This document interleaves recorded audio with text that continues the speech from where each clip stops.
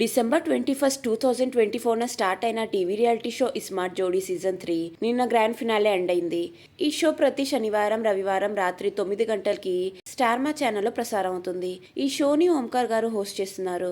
ఈ షోలో అమర్ తేజు, జబర్దస్త్ రోకింగ్ రాకేష్, జోదా సుజాత, సోనియా యశ్వీర్, ఆదిరెడ్డి కవిత, లాస్య మంజునాథ్, అభయ్ నవీన్ భవానీ, అలీరేజా మాసుమా, ప్రేరణ కమం Sripad, Anil omni, Pradeep Saraswati, Varun anchor Sowji పాల్గొన్నారు.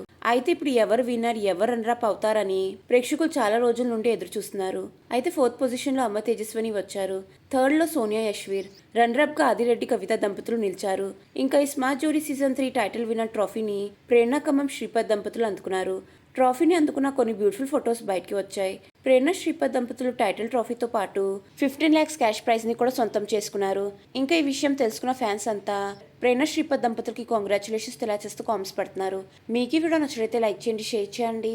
ఇంకా ఇలాంటి లేటెస్ట్ అప్డేట్స్ కోసం నా ఛానల్ని సబ్స్క్రైబ్ చేసుకుని పక్కనున్న బెల్ ఐకాన్ యాక్టివేట్ చేసుకోండి. Thanks for watching.